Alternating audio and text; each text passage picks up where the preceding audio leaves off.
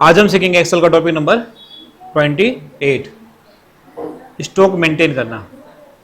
तो कंपनी के अंदर क्या होता है, आपको स्टॉक मेंटेन करना आना चाहिए। स्टॉक को मेंटेन कैसे करते हैं, जैसे मैंने देखो यहाँ पे एक स्टॉक मेंटेन कर रखा है। जैसे हमारे पास जो है आइटम है माउस, कीबोर्ड, मॉनिटर, सीपीयू और यूपीएस। अगर मैं यहाँ पे डेट लिखता हूँ जैसे 1/1/2025 और यहाँ मैं आइटम का नाम लिखता हूँ माउस और यहाँ लिखता हूँ मैं 30 और जैसे मैं एंटर करता हूँ देखो माउस 30 पीस परचेज में आ गया। अगर मैं लिखता हूँ 2 तारीख को मैंने परचेज किया कोई दूसरा पीस, मैंने परचेज किया कीबोर्ड और इसको मैंने परचेज किया 50 पीस, देखो परचेज में आ गया 50 पीस। अगर मैं सेल करता हूँ, मैंने 2 तारीख को पहली सेल करी और मैंने सेल किया माउस और ये मैंने सेल किया 10 पीस, देखोगे सेल में 10 पीस आ गया और हमारे पास कितना बचा हुआ है 20 पीस। अगर मैं यहाँ पे लिखता हूँ परचेज में मैंने 3 तारीख को यूपीएस खरीदा, यूपीएस और यहाँ पे 100 पीस, जैसे मैं एंटर करूँगा यूपीएस देखो यहाँ पे 100 पीस आ गया।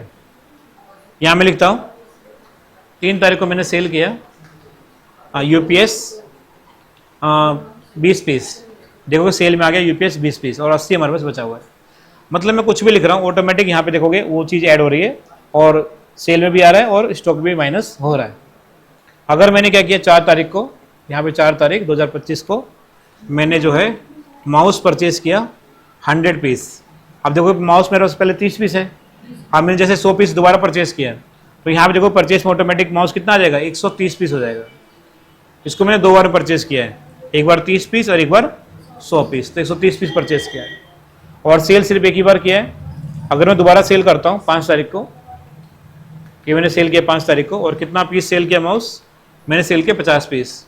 देखोगे यहाँ पे सेल हमारा नहीं आया, माउस की स्पेलिंग गलत है इसलिए माउस ठीक लिखते हैं, एंटर करते हैं, देखो 60 पीस यहाँ पे माउस हमारा आ चुका है।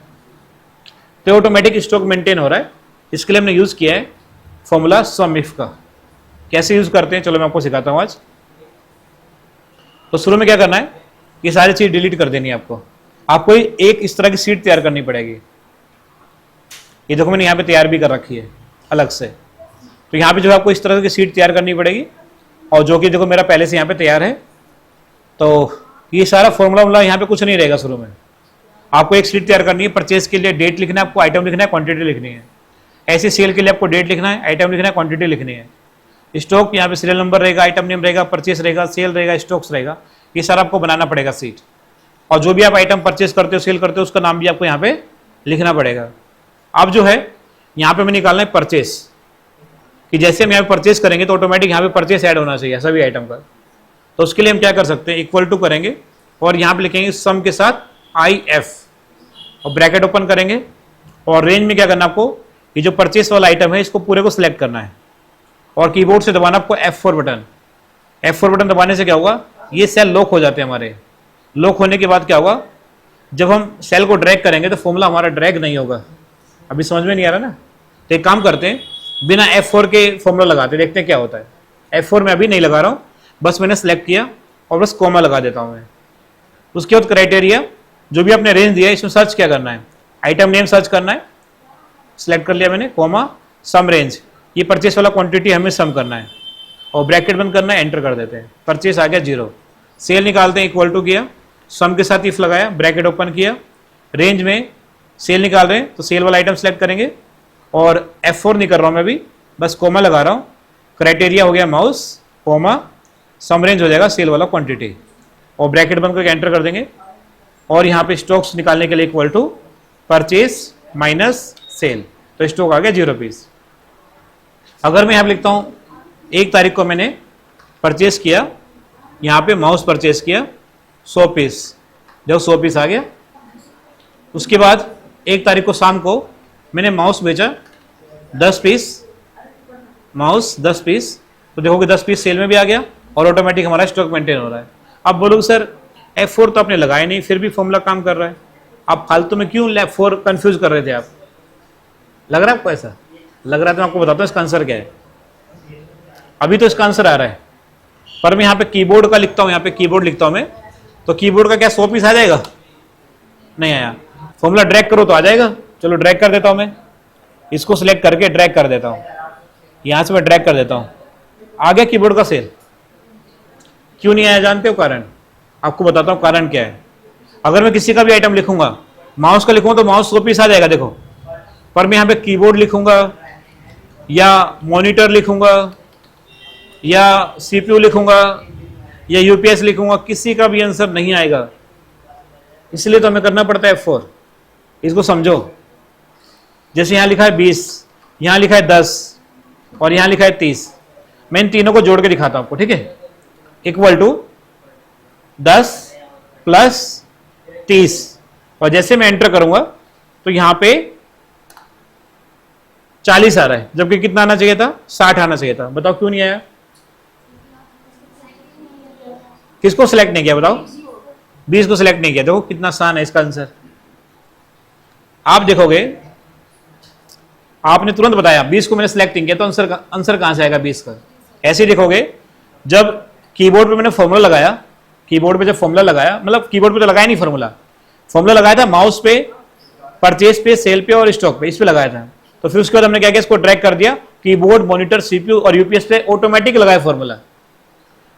माउस को जब हम सेल निकाल रहे थे तो उस मैनुअली हमने सेलेक्ट किया था सब पे, उसके बाद हमने ड्रैग किया कीबोर्ड के लिए, माउस के लिए, ऑटोमेटिक सबके लिए ऑटोमेटिक सेल आ गया। जब मैं माउस पे क्लिक करता हूं, F2 बटन दबाता हूं, सिलेक्शन देखो बिल्कुल सही हो रखा है। देखो हमारा सेल स्टार्ट है B3 से, देखो ये दिख रहा है, ये देखो B3 से स्टार्ट है, और यहां देखो C3 से स्टार्ट है, ये C3 से स्टार्ट है, यहां पे लिखा हुआ है। पर कीबोर्ड में जब इसको मैंने ड्रैग कर दिया, F2 बटन दबाया, तो देखो यहां पे क्या लिखा है, B4, B3 में लिखा हुआ यूपीएस। तो फॉर्मूला आपका यूपीएस वाला कहां से स्टार्ट हो रहा है? यूपीएस पे करते हैं, B7 से स्टार्ट हो रहा है। तो अगर आप B4 में कुछ भी लिखोगे तो आंसर कहां से आएगा? आपने बोला भी सिलेक्ट नहीं किया, कहां किया सिलेक्ट? कीबोर्ड का दिखाता हूं मैं आपको, यहां पे लिखता हूं मैं कीबोर्ड, कीबोर्ड का लिखता हूं, ठीक है। कीबोर्ड का आंसर नहीं आ रहा ना, F2 बटन दबाओ, कीबोर्ड का सिलेक्शन देखो कहां से है। देखो जो हमारा फॉर्मूला लगा हुआ है B4 से लगा हुआ है, तो B4 में अगर मैं कीबोर्ड 100 पीस लिखूंगा, परचेज किया मैंने, तो यहां पे आएगा। मैं लिख के दिखाता हूं B4 में, देखो यहां लिखा मैंने कीबोर्ड खरीदा 100 पीस, तो आएगा। 100 पीस नहीं लिखता, 50 लिखता हूं, ये देखो आएगा। बताओ समझ में आ रहा है कि नहीं? पर यहां पे मैं लिखने से क्यों नहीं आ रहा? क्योंकि वो तो सेल सिलेक्ट ही नहीं हुआ है जहां पे B3 लिखा हुआ है, B3 कीबोर्ड वाला, तो कहां से आएगा? ऐसा क्यों हुआ जानते हो? जब हमने फॉर्मूले को ड्रैग किया तो हमारा एक एक सेल ये सारा ड्रैग हो गया। और मॉनिटर के लिए क्या हो गया सिलेक्शन जानते हो? B5 हो गया। देखो सीपीयू के लिए क्या हो गया? B6 से शुरू हो रहा है। यूपीएस के लिए कितना हो गया? देखो B7 से हो गया। सारा एक एक सेल नीचे सबका ड्रैग हो गया इधर की तरफ। अगर मान लो आपको जानना है यूपीएस का सेल, अगर आप यूपीएस इसमें लिखो, चाहे इसमें लिखो, चाहे इसमें लिखो, इसमें लिखो, किसी में भी आंसर नहीं आएगा, क्योंकि यूपीएस के लिए सिलेक्शन कहां से स्टार्ट हो रखा है? B7 में लिखोगे तो आएगा। हमें कुछ ऐसा करना है, जब हम एक सेल में फॉर्मूला लगा दे, जब फॉर्मूला हम ड्रैग करें ऑटोमेटिक सभी का आंसर के लिए, तो यहां पे सेल चेंज नहीं होना चाहिए, ठीक है। अगर आप सेल को लॉक नहीं करना चाहते हो तो आपको कीबोर्ड का आंसर मैनुअली निकालना पड़ेगा, मॉनिटर का मैनुअली निकालना पड़ेगा, सीपीयू का मैनुअली निकालना पड़ेगा। मैनुअली का मतलब क्या होता है? आप समय फॉर्मूला लगाओगे, सभी को खुद ही सिलेक्ट करोगे। आप सोच रहे हो कि मैं माउस का सेल निकालूंगी, परचेस निकालूंगी और इसको ड्रैग कर दूंगी, तो इधर भी सारा सेल ड्रैग हो जाएगा, एक एक बढ़ जाता है इधर की तरफ। अगर आप ऑटोमेटिक आंसर निकालना चाहते हो, आपको कुछ ऐसा करना पड़ेगा सेल ये ड्रैग ना हो नीचे की तरफ। तो इसलिए हम क्या करेंगे? F4 करेंगे ताकि हमारा सेल ड्रैग नहीं हो। फॉर्मूला लगाएंगे, देखो कैसे, यहां पे लिखेंगे इक्वल टू सम के साथ इफ ब्रैकेट ओपन, परचेस निकाल रहे हैं तो रेंज में क्या करेंगे? परचेस वाला आइटम सेलेक्ट करेंगे और यहां पे कीबोर्ड से ना F4 बटन दबा देंगे। F4 बटन दबाने पे क्या होता है? देखो ये डॉलर का सिंबल बन जाता है, कोमा लगाना है, क्राइटेरिया, ये जो आइटम नेम लिखा आपने इसको सिलेक्ट करना है, कोमा। अब कई बच्चे बोलते हैं सर अपने आइटम नेम को ना फिक्स नहीं किया, लॉक नहीं किया, F4 बटन दबा के। अगर मैं आइटम नेम को लॉक कर देता हूं तब क्या होगा जानते हो? हर बार वो किसका आंसर आएगा? माउस का ही आएगा, कीबोर्ड का नहीं आएगा ऑटोमेटिक। हम चाहते हैं H3 का आंसर आए और फिर H4 का आंसर आए, फिर H5 का आंसर आए, फिर H6 और फिर H7। क्योंकि यूपीएस कहां लिखा है? H3 में तो नहीं लिखा है, H7 में लिखा है। तो इसको हम लॉक नहीं करेंगे ताकि चेंज होना चाहिए अपने आप। कोमा, कोमा तो लगा दिया था।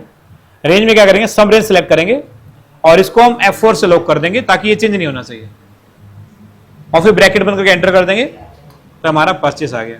सेल निकालना है, इक्वल टू करेंगे, सम इफ लगाएंगे, ब्रैकेट ओपन करेंगे और रेंज में क्या करना है आपको, ये आइटम नेम सेलेक्ट करना है सेल वाला और F4 से इसको लॉक कर देना है, कॉमा क्राइटेरिया माउस, इसको लॉक नहीं करेंगे ध्यान रखना, कॉमा सम रेंज क्वांटिटी को उसको सिलेक्ट करेंगे, F4 से लॉक कर देंगे, ब्रैकेट बंद करके एंटर कर देंगे, देखोगे सबका आंसर आ गया। स्टॉक निकालना है तो equal to purchase minus sale कर देंगे तो स्टॉक आ जाएगा। इसको लॉक नहीं करना है, लॉक कर देंगे तो हर बार क्या होगा, माउस का आंसर आएगा। इसको सिलेक्ट करेंगे, इसको ड्रैग कर देंगे, सबका आंसर ऑटोमेटिक यहाँ पे आ चुका है। सिलेक्शन दिखाओ एक बार, F2 बटन दबा के देखो, ये जो डॉलर है ना, डॉलर को छोड़ देना आप, B3 से B12, देखो मैं कीबोर्ड का सिलेक्शन दिखाता हूँ आपको, F2 बटन दबा के देखो, B3 से B12, पहले क्या हो रहा था, यहाँ पे B4 आ रहा था, अब B3 सिलेक्शन हो रखा है। मॉनिटर का B5 आ रहा था ना, F2 बटन दबा के दिखाता हूँ, देखो B3 से B12, C3 से C12, इसका भी दिखाता हूँ आपको CPU का सिलेक्शन, F2 बटन दबा के देखो, B3 से B12 और C3 से C12, दिख रहा है कि नहीं आपको, डॉलर छोड़ देना तभी दिखाई देगा। इसका भी सिलेक्शन देखो, हाँ B3 से B12 दिख रहा है, यहाँ से सिलेक्शन हो रखा है B3 से। तो अब क्या होगा, हम कोई भी यहाँ पे आंसर लिखेंगे, कोई भी को यहाँ पे लिखेंगे, जैसे परचेज किया हमने आइटम, माउस परचेज किया 100 पीस, तो 100 पीस माउस का आएगा। देखो मैं यहाँ पे कीबोर्ड करूंगा इसको तो कीबोर्ड का भी आएगा, अगर मैं मॉनिटर करूंगा तो मॉनिटर का भी आएगा, क्योंकि सिलेक्शन हो रखा है इनका। CPU को लिखो, CPU का भी आ रहा है, UPS करूंगा UPS का भी आ रहा है। अगर मैं यहाँ पे सेल करूंगा, 1 तारीख को हमने सेल किया मैंने माउस, इसका नेगेटिव में आ जाएगा माइनस में 10 पीस, क्योंकि खरीदा नहीं है, सीधा बेच दिया है। अगर मैं माउस खरीद लूंगा तो ये प्लस में आ जाएगा। देखो 100 पीस परचेज किया है, 10 पीस बेचा है, तो 90 पीस हमारे पास बचा हुआ है। कोई दिक्कत है तो बताओ। ये इसका छोटा सा एक फॉर्मूला है, देखोगे ये इसका फॉर्मूला है परचेस, सेल और स्टॉक का। परचेस निकालने के लिए equal to sumif bracket open, select item, F4 button दबाना है, mouse comma quantity F4 bracket बंद एंटर। ऐसे आपका सेल का है और ऐसे आपका स्टॉक का है, कर लोगे। ये भी हमारी वेबसाइट पर आपको मिल जाएगा फॉर्मूला, वहां से जाके कर सकते हो।